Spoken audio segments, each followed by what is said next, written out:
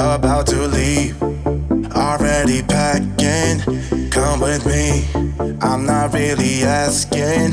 We'll get away to a place where we don't know.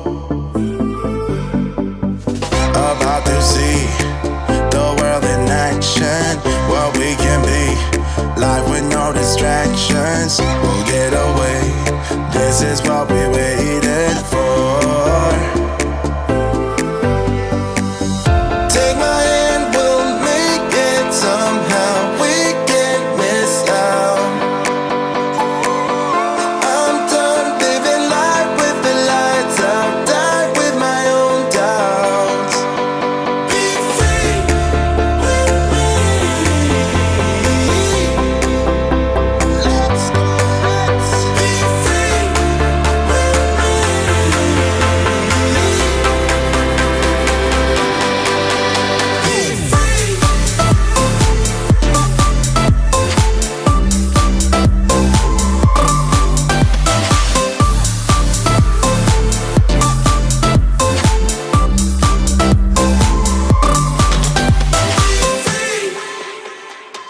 Not looking back, eyes on the freeway, Bonnie and Clyde, a classic cliche. We're on the run, this is what we waited for. Take my hand, we'll make it somehow. We can't miss out. I'm done living life with the lights out. Die with my own doubts. Be free.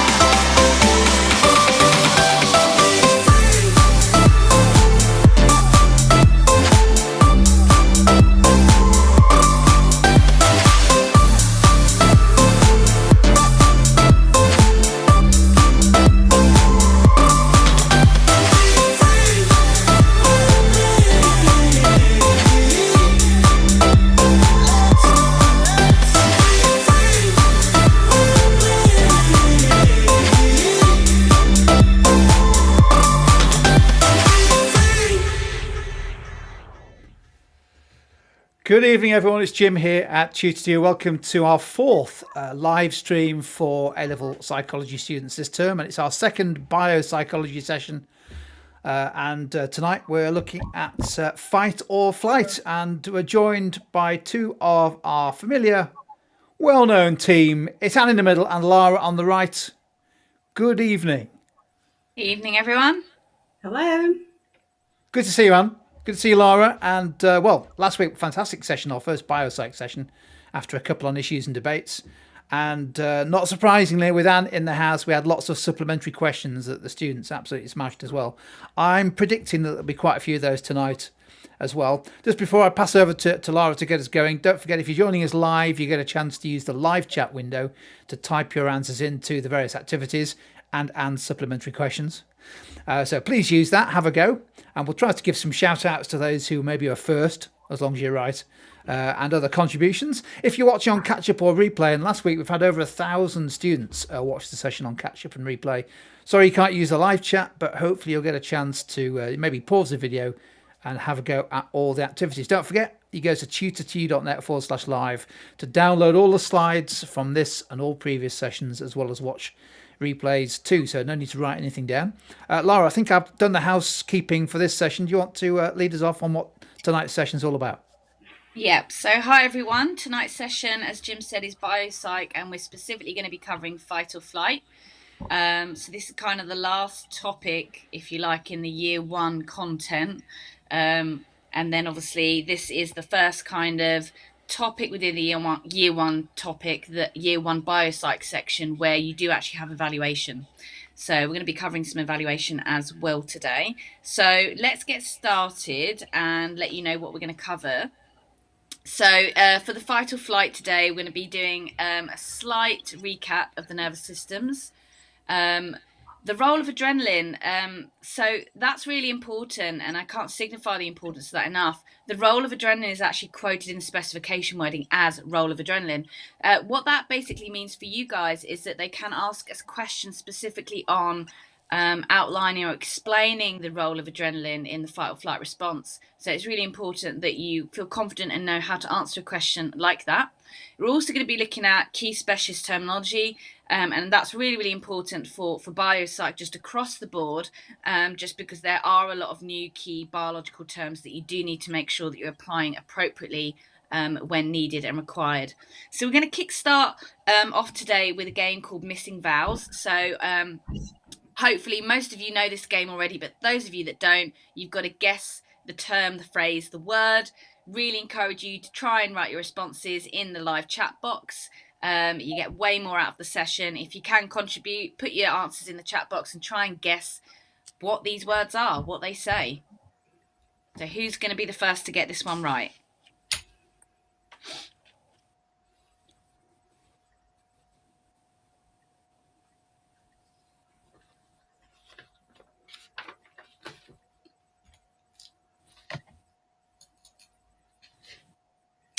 Power Pop fan in there first. Excellent. Yeah. Any other answers? Archie. Yeah, well done. Well done. Have I given an easy one to start off with, maybe? So you're quite right in saying this is the sympathetic adrenal medullary system. And I know that seems like a bit of a mouthful, and some of you might be looking at this thinking, God, how am I going to remember that? But you just need to remember the processes involved in fight or flight. It does use the sympathetic side. It does use the adrenal medulla. So again, hopefully that will help you remember what SAM stands for. Okay, so well done, all of you, and Alex, they're getting it right as well. Well done. Let's go over to the next missing vowel word then. So let's see how many of you can get this one. Maybe a bit tougher, this one.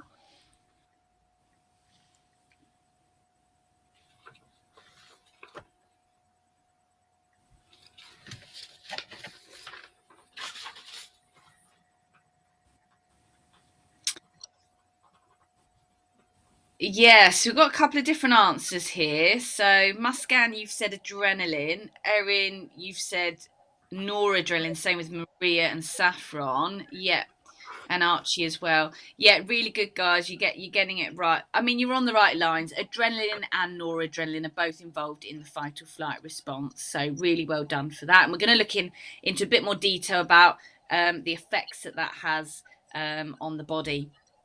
Okay, let's go over to the next missing vowel word then. So we have 3 words here. Who's going to get it first?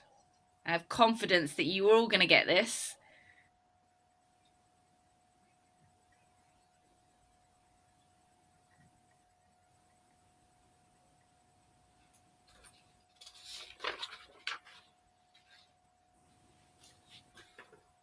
Here. Well done. Any other responses from you guys? Archie in there as well. Second. Excellent. Power Pop fan, yeah, and Saffron, yeah, we're getting it right. So, yeah, the autonomic nervous system, and I'm not going to elaborate and talk too much about this because I don't want to give all of the answers away for the evening, but it is the nervous system that we are concerned with when it comes to the fight or flight, and it has 2 divisions, and that's all I'm going to say. So, let's go over to the next missing vowel word. So, what is this, guys? Something that we maybe have already mentioned. Maria in there first. Yeah, can anyone tell me what it does? What does the adrenal medulla do? Well done. Excellent, well done. Kia, Mercy, well done. What does the adrenal medulla do, guys? Can we remember what it does? Yeah, Danny, excellent. In there first, secrete adrenaline. Yeah, perfect. It does secrete adrenaline and noradrenaline. You're quite right there, which all involved in the process of our fight or flight response. All right, let's go over to our last missing vowel words then. What do we think this might be?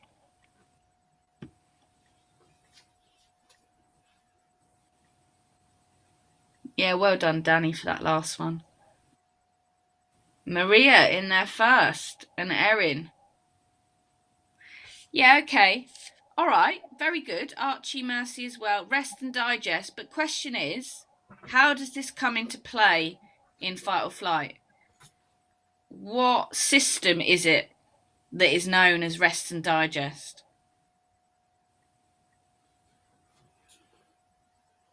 So, what system is known as rest and digest?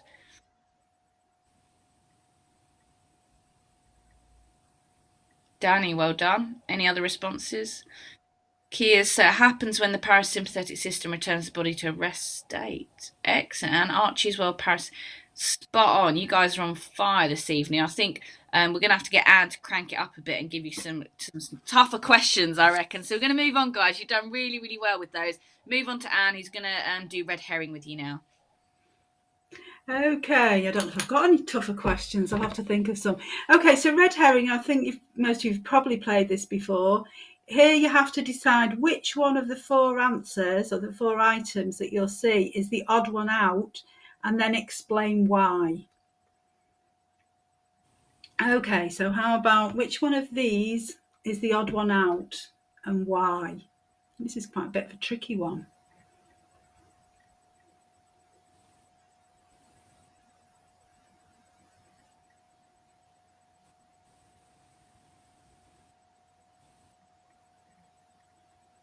Okay, Alex, we've got terminal illness. Oh, and Danny, so why? Why do you think that? Everybody's agreeing that's the odd one out. So why is that the odd one out?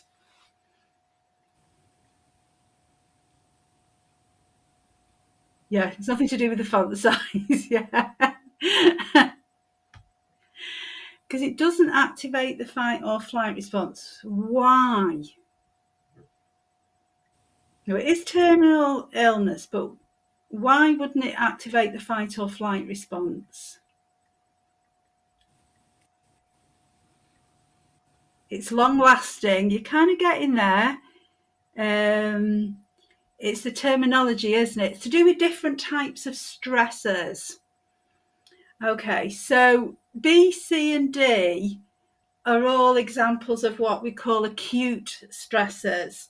And when we talk about an acute stressor, it's something that's immediate or intense. And I think people were saying that Alex has got its the sudden things that happen suddenly, all of a sudden, and activate the fight or flight response. So if they're acute stressors, what would you describe terminal illness as being? It's not an acute stressor, Saffron, you're right. So what kind of stressor is it? Anybody know? Anybody have a guess? Something's like long lasting. Chronic stress, well done, Power Pop Fan 96. Yes, it's what's known as an example of a chronic stressor. It's something that's ongoing and long lasting, and the fight or flight response would, couldn't keep going for that long, but they are still things that cause us stress. There are other examples of chronic. Can anybody give me another example of a chronic stressor?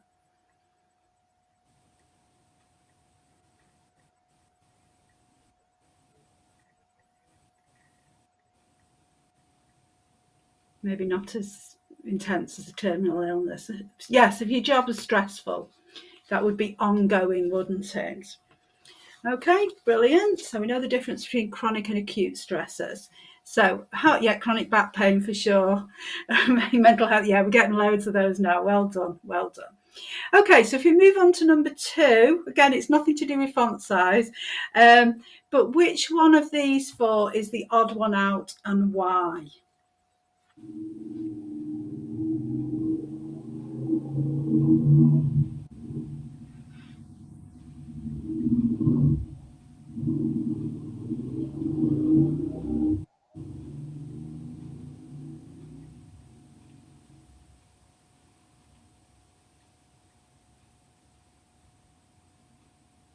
Okay, lovely, well done.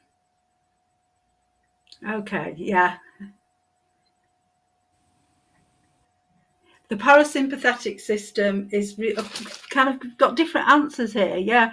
Okay, so we've got lots of D's, which isn't. Who was the first with a C? I think it was Power Pop again. Okay, so all of the others are things that the parasympathetic nervous system is responsible for. So decreasing the heart rate, bringing the body back to equilibrium and starting the digestive system off.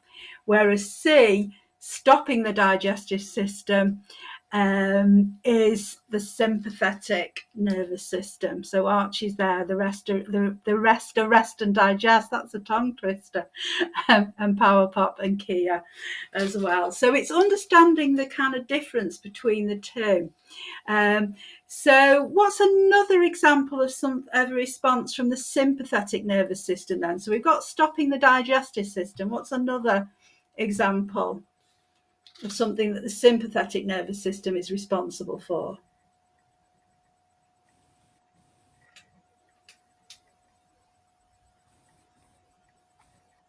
Yeah, pupil dilation. Yeah, it's funny how independently come up with the same increased heart rate. Yeah, so these are all the fight or flight responses, aren't they? Okay, well done. So if we move to the next one, number 3. So again, nothing to do with font size. This one's quite a tricky one, I think. So which of these 4 items is the odd one out and why?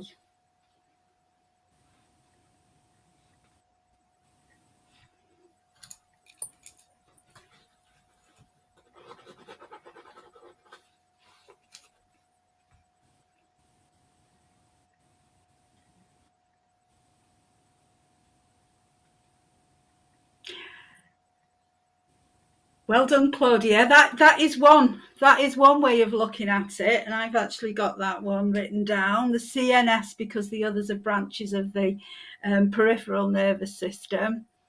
So that is one way of looking at it. It could be an odd one out if you did it like that. So we've got lots of C's there. We've got Maria with a B, but not why it would be B. Anybody think of anything else that you could argue to be an odd one out? So that's a good one as well. That is good. See, the CNS is an entire system. The rest are subsystems. But I suppose they're all subsystems in a way, aren't they? Because the nervous system is subdivided into the CNS and the PNS. But yeah, it's still showing understanding. That's good.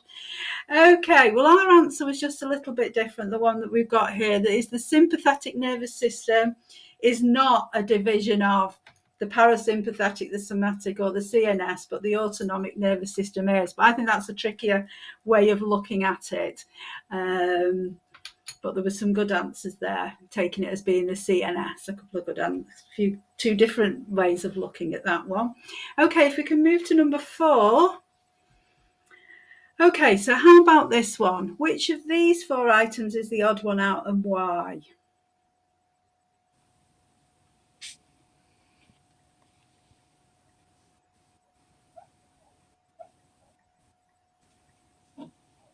Again, we want to know why. We don't just want the kind of answer, we want to know why.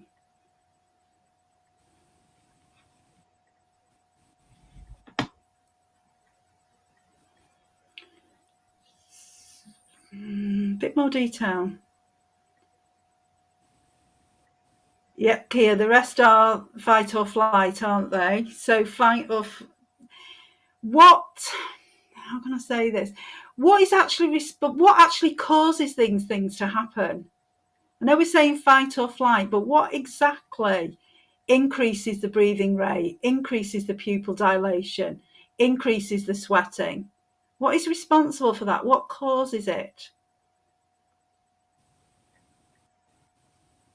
You could say D because it doesn't link to the sympathetic nervous system. That is correct, Mercy. But what? Yeah, no. I mean within Danny, great. Adrenaline. That's what I was looking for, without telling you the word. Okay. So adrenaline is responsible for the increase in breathing rate, the pupils dilating, the increase in sweating. and they are responses of the sympathetic nervous system. So that's right as well, that one. But ultimately, yeah, appraisal of the stressor is the thing that triggers it off, doesn't it? But ultimately, it's the adrenaline that actually causes these things to happen. Okay, so well done. So I'm going to pass you over back to Lara now. Okay, guys, this is Can You Crack the Code? And as it says, simply what I would like you to do, don't put one letter in the box at a time. I want you to read all of these. And this is basically the process of SAM, so the process of fight or flight. I want you to put in the correct order the letters that will explain the SAM pathway from start to finish correctly, okay? So read all of them, take some time with this, and then when you're ready, put all the letters in the order you think they go in, and then pop that in the chat box.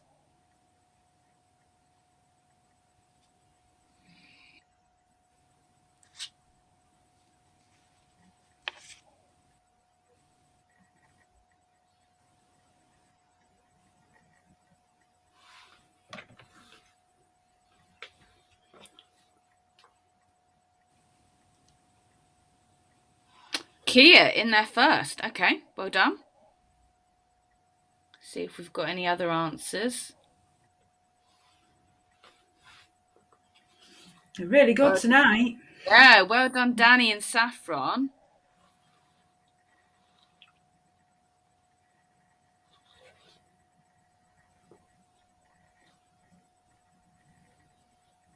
Excellent, well done.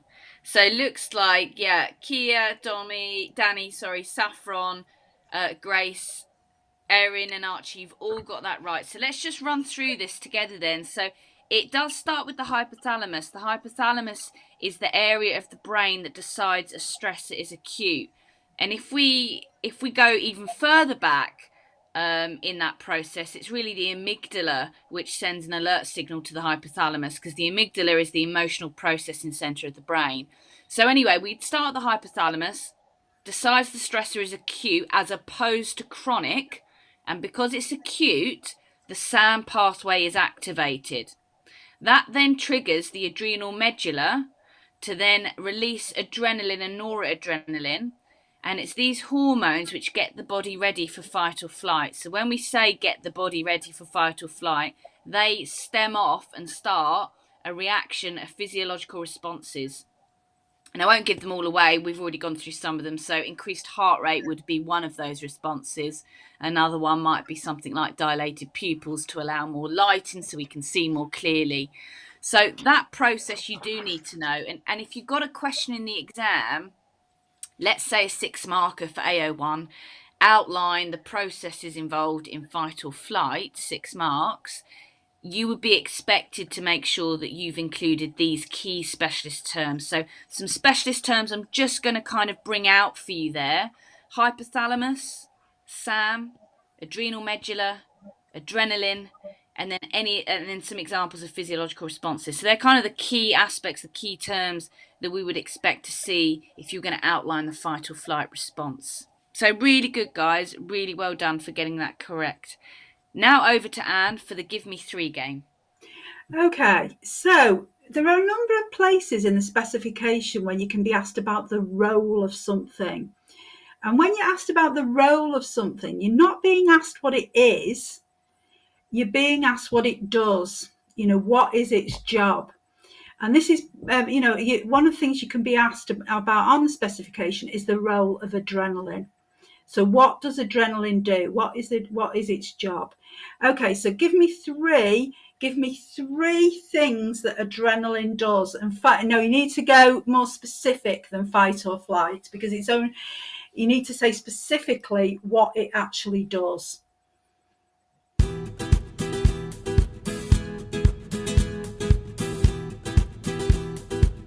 3 things that it does.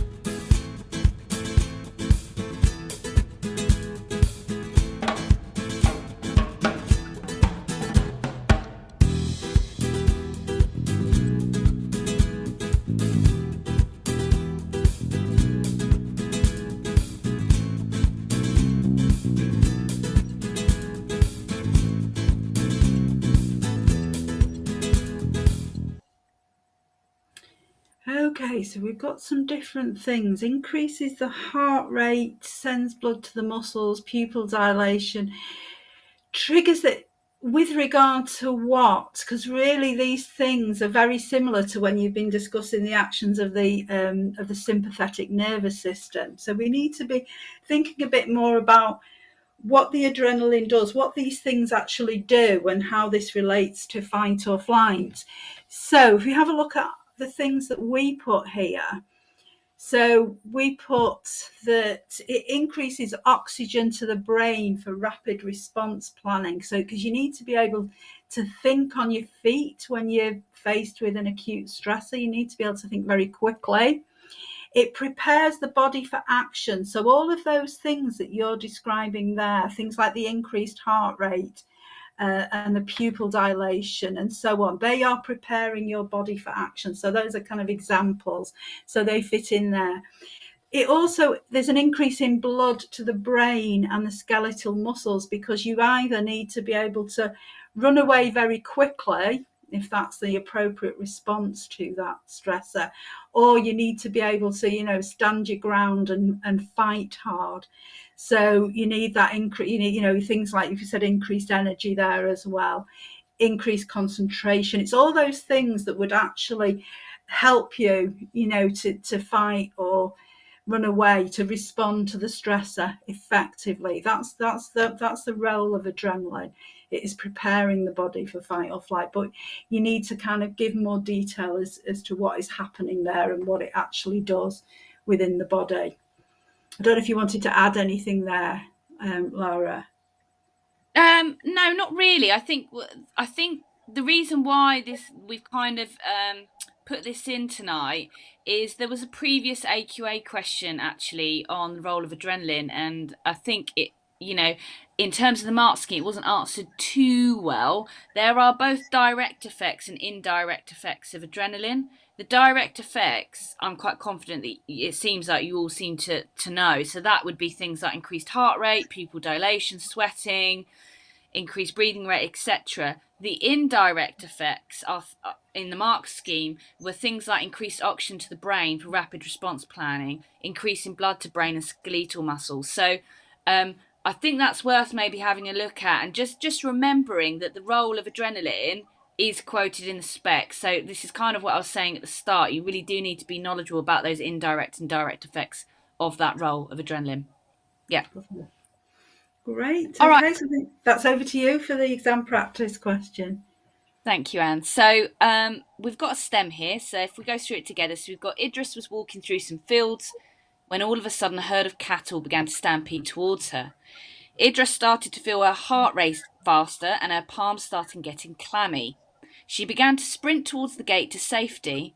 After a minute of running as fast as she could, she managed to jump over the fence and into another field. She sat down on the grass as her breathing rate started to slow down and she felt calm.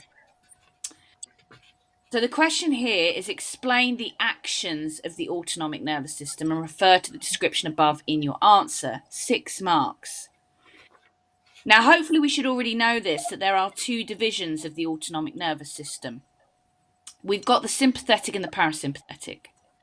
So your task, guys, is I want you to tell me in the chat box by labelling it where your application would be for the sympathetic and where your application would be for the parasympathetic. Bonus points if you can tell me how you'd structure this to make sure that you can get 6 marks. Off you go.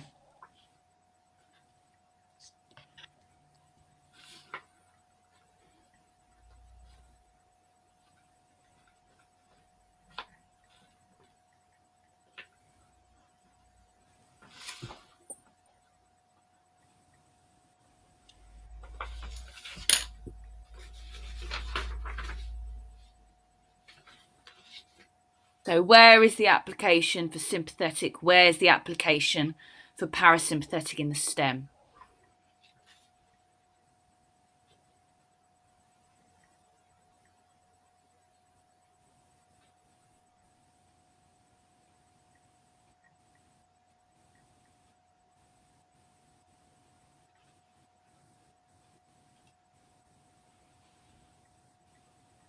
Who's going to be first to get this in?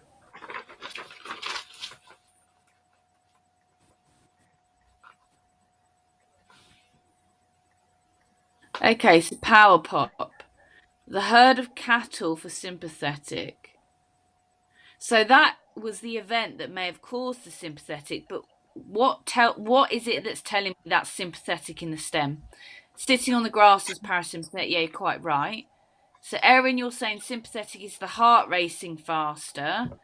Parasympathetic is breathing slowing down. Yeah, really good, Saffron.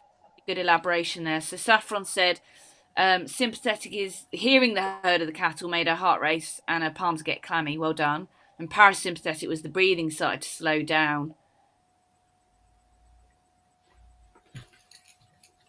Yeah, Kia, again, really good. Well done.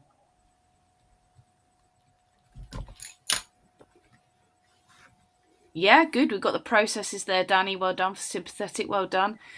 Okay, let's reveal the and Mercy there as well for heart rate fart. Yeah, really good for quoting. Actually, I like that what you've done there, Mercy. So really do encourage you to, when you have a STEM question like this, what you want to really be doing is it's a bit like two puzzle pieces coming together. And some of you may have heard me describe it in this way before, your kind of application questions.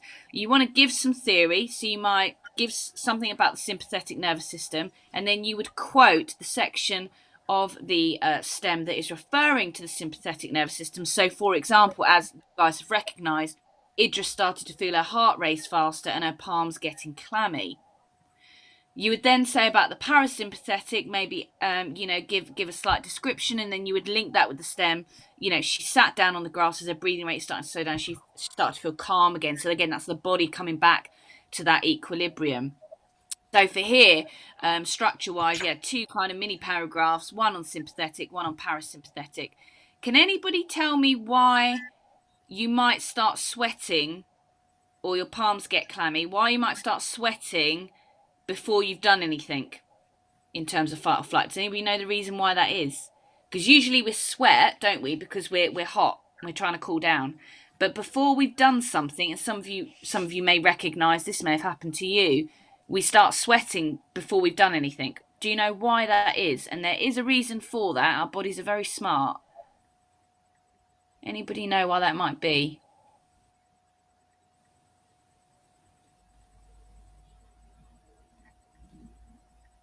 So why might we start sweating before we've done anything, before we've exerted ourselves, before we've started running or fighting or whatever it might be? Why would we start to sweat before that?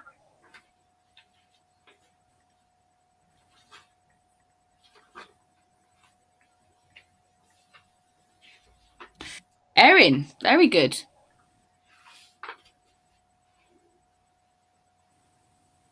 Yeah, Kia. Yeah, so for those of you that aren't aware of this, really good answers coming through. We start sweating in the anticipation. Our body knows that the fight or flight is triggered. We're either going to be exerting ourselves in sense of running away as quick as we can or fighting for our life, as it were, in terms of fight or flight. So that's why we start sweating prior to exerting ourselves, because the body knows that soon we might overheat and we're going to get really hot. So it starts cooling down before we've even started. So really good. Well done. Excellent, guys. All right, I'm going to pass you back over to Anne, who's going to do the last activity with you now. Okay, now mostly year one biopsychology can only really be assessed by AO1 and AO2 because it kind of is as it is. Like things like divisions of the nervous system or structure of different neurons can't exactly be evaluated. But one area where you could get a question that involves some evaluation or discussion is the fight or flight response. So here we've got an evaluation paragraph for the fight or flight response, but it's a scramble paragraph. You've had these before. And so your task is to unscramble it and put it in the right order. But again, we want you to do this all together, not one at a time. Okay, so using the comments box, decide which is the correct order that you think that these go in. And then when you've got them all in, press the send button.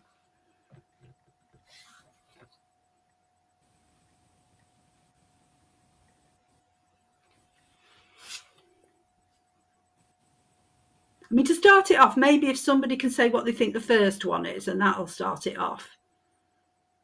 And then you can work from there. Where do you think this evaluation paragraph starts?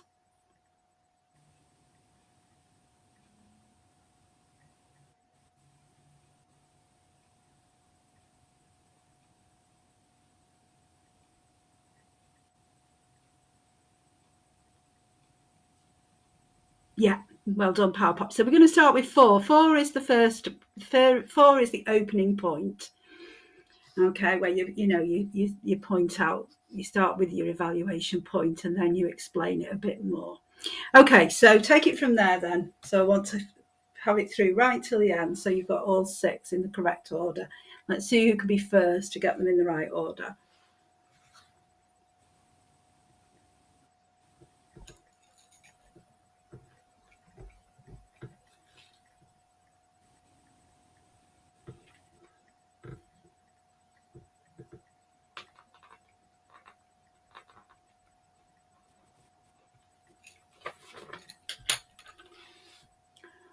Oh, Danny. You've got the same number twice there. Have a little, go back to that. Kia? Nearly, but not. It's a bit now, they're a bit out of order there, a couple of them. Danny's, I'd say Danny's was closer, but not.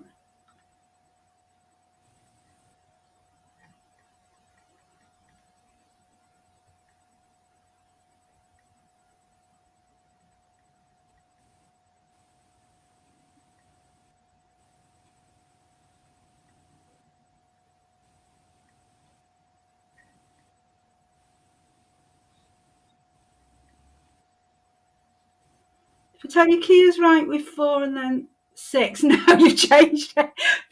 4, 6 was right. 4, 6 was right, but then it went a bit. Right, 4, 6. No, because you've not used 5 at all there, Danny. 4, 6.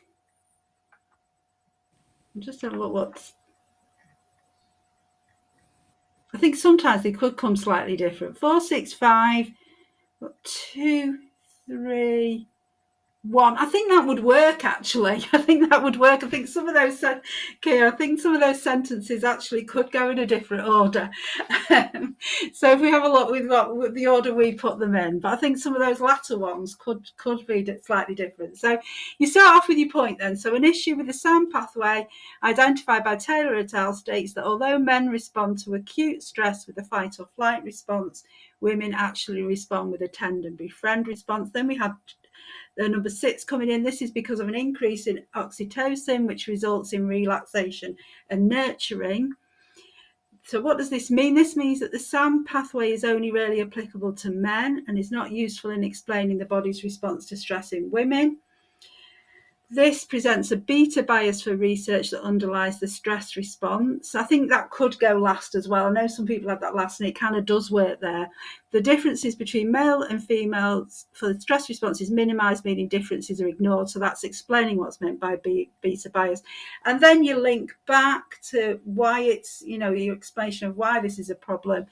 It means that the female response to stress was undiscovered and for some time and inappropriately applied, because Celia's original research was done using male animals, because I think it was to do with not wanting hormones to get in the way, and it actually meant that they didn't consider the stress response in females.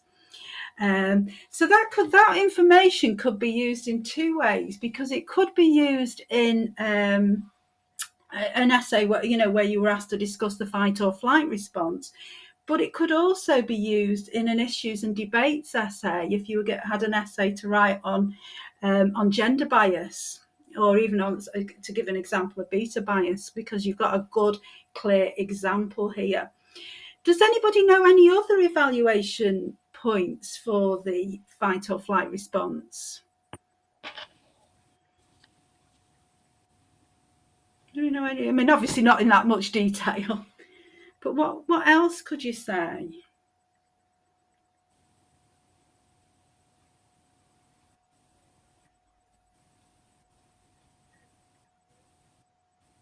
So we've got fight or flight, we've got tend and befriend. Is there any other responses that are shown to stress?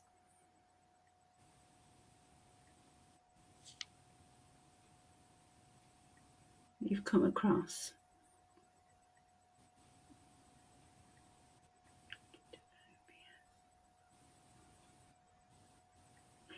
Yeah, you can use that as kind of, in terms of some discussion regarding strength, that this idea, it's evolved and so on. But if anybody come across the freeze response, because for some people they don't do any of these things, they actually just freeze when they're faced with a stressor. And that's difficult to explain, within this model of stress, the why somebody would freeze. Oh, I see what you mean. So it's kind of like it's sort of almost like an application, because it is part of that, isn't it? That you can't feel one, you've got to feel one or the other. Yeah, I'm kind of with you there. But the freeze response is certainly worth looking at, because again, it can lead to things like victims of crime not being understood properly because they've frozen, which is not the fight or flight. But it might be a bit complex, but yeah. Okay, then. I'm going to pass back then to Lara to just finish off there. Yeah, so just some key things to take away then this evening, guys. You've done really, really well. Don't forget to learn the biological specialist terminology. That's really important. Remember those physiological changes, okay? Both from the sympathetic and the parasympathetic. So they're both in opposition. Sympathetic is kind of the stimulation one, parasympathetic is kind of the calming one, bringing our body back to equilibrium, as we said. And don't forget, as Anne's just said there, your issues and debates. Try and apply issues and debates to your AO3, and you've just done one there with your beta bias, your gender bias specifically. Have a think about what other issues and debates that you can apply to fight or flight, and other topic areas in biopsych and across the board as well. Don't forget, on the website, you've got loads of additional support, so please do go and have a look on there. We've got knowledge books, we've got other videos on there, we've got AO1, AO3, everything is on there. I think also Tutor2 have posted some links in the chat box as well, so you can always go back and have a look and click of those. But that was our fight or flight evening, guys. I hope you found it really, really useful. We are going to be taking a break, I believe. Is it a week or 2 week? Couple of weeks, Lara. Yeah, we're back in early November for the next. I think we've got 6 sessions, haven't we, lined up next half term? Yeah. Which I think is going to be a mixture of issues and debates and biopsych. I think they've all been lined up. I'll need to check the. They have. They are all on topics. the website. Yeah. Superb stuff, Lara, and fantastic session as always. Really, really useful. As always, you pack so much into the time there. So many thanks to you for joining us, and to our live student audience. Hopefully you found it useful. Again, spread the word. Maybe share the link to this session and all the other sessions at tutor2u.net/live for AQA A-level psychology. Lots you can go back and look at there. Lara and Anne and the team have done loads more sessions earlier this year and this term. So you might want to maybe use some of those over half term if you've got, say, an assessment or even a mock coming up after half term. But for now, have a great evening, and we'll see you after half term. So thank you. Thanks, guys. Thanks. Well done. Bye.